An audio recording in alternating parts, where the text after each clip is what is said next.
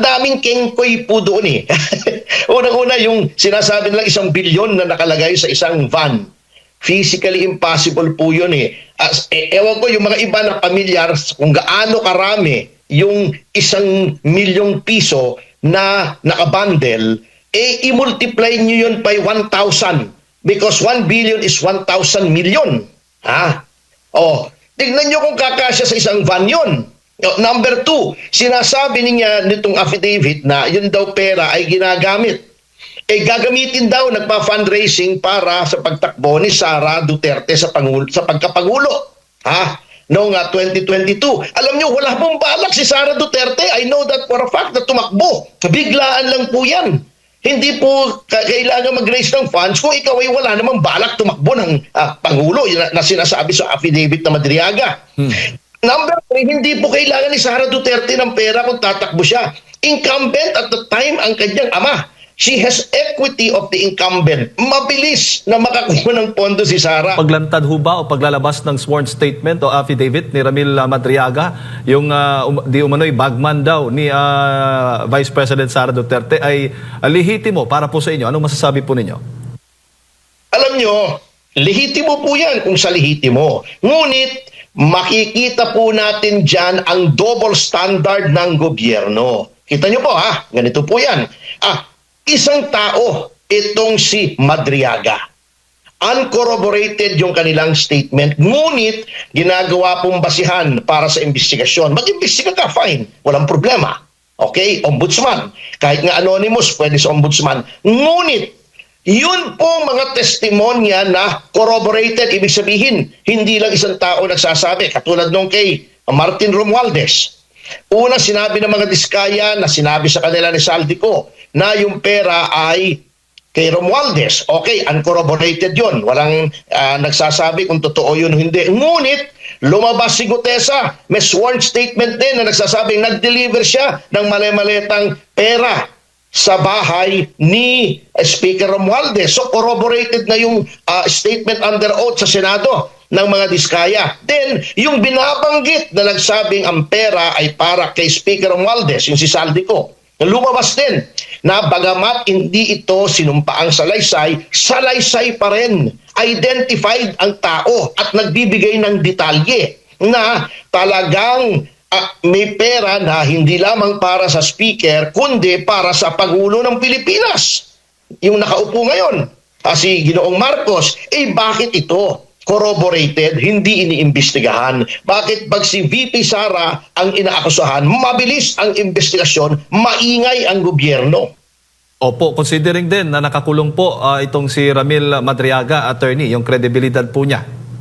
Anong masasabi po ninyo? At alam niyo po, hindi lamang yan. Kita nyo, nagwi-witness tampering na itong mga tao sa gobyerno. Dinalaw na siya ni ngayon ay Congresswoman Laila De Lima. Alam nyo, hindi ko maintindihan dito kay Laila De Lima kung bakit napakahilig sa mga bilanggo Eto dati may Jonel, ngayon naman Ramil naman.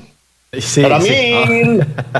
Opo, yung huli na lang, attorney, bukod dyan kay Ramil Madriaga kasi may mga plunder complaint pang inihain dyan po sa ombudsman laban kay VP Sara Duterte. Ano naman po yung masasabi po ninyo doon sa mga grupong nagsampa na yan?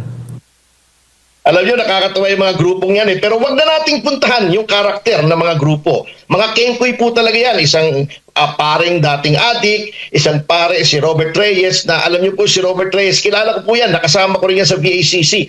Lahat ng issue, sinasamahan yan. Publicity hound yan Gustong-gusto niya nakikita sa television yung pagmumukha niya. Anyway, wag na tayong pumunta sa karakter, sa aligasyon na lang.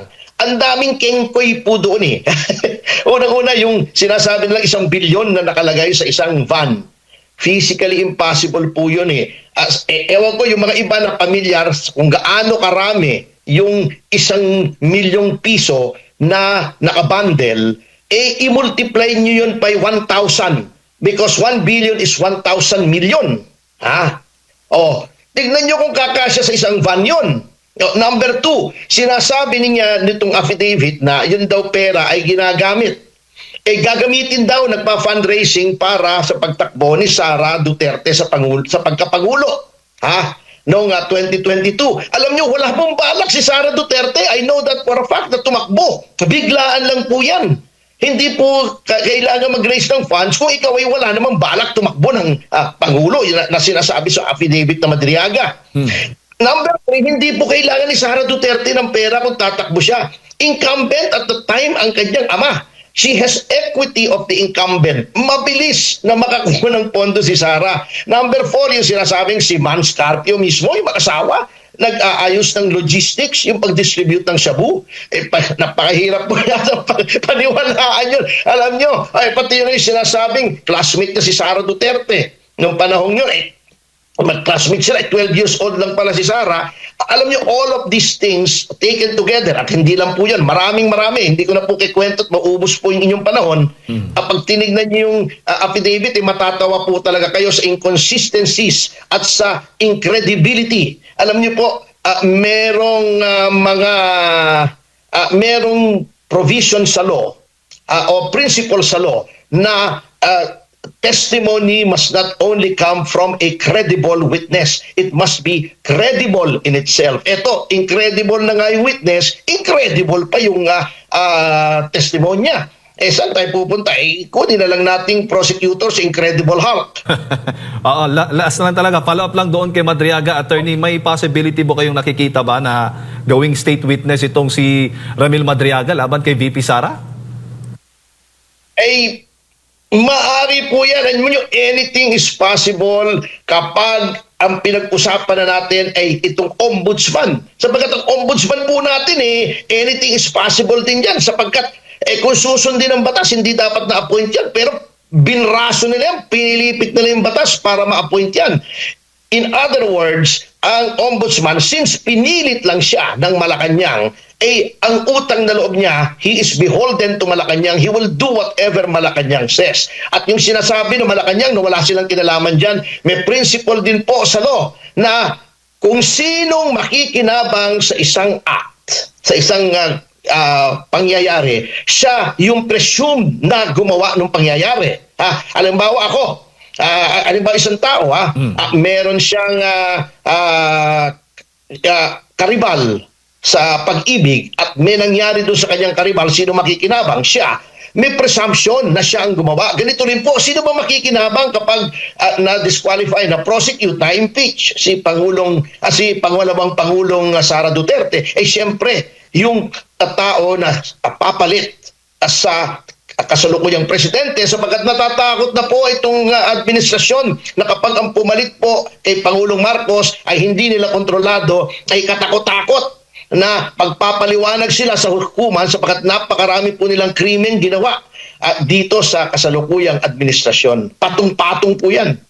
Alright, attorney, siguro huling mensahe po ninyo, Christmas message po ninyo sa ating mga kababayan. Malapit na po yung Pasko. Tayo po ay manalangin, mga kasama. Sapagkat, alam nyo, ayaw po natin ng gulo. Gusto natin magpalit ng administrasyon. Ngunit sa pamamaraan na within the Constitution, kung hindi naman po magre-resign si Pangulong Marcos, daan nila rin po natin sa panalangin na ito ay umayos. Lalong-lalo na po, may I respectfully recommend, Sir MJ, Sir Admar, yung Salmo 109. Ito ay isang dalangin ni David sa mapang-aping mga nasa kapangyarihan na siya ay maganda naman ang ginagawa niya, ngunit siya ay pinagbibintangan ng hindi katotohanan, nagpapalaganap ng kasinungalingan laban sa kanya. Kaya doon po, sa talata 8 noong Salmo 109 ay ang panalangin ay humingi ng hustisya at sinabi niya para doon sa mga naghahari-harian sa kapangyarihan na pamang-api, ang hiling niya na gawin ay mamatay na sana siyang agad at maibigay sa iba ang kanyang katungkulan. Yun na lang po ang ating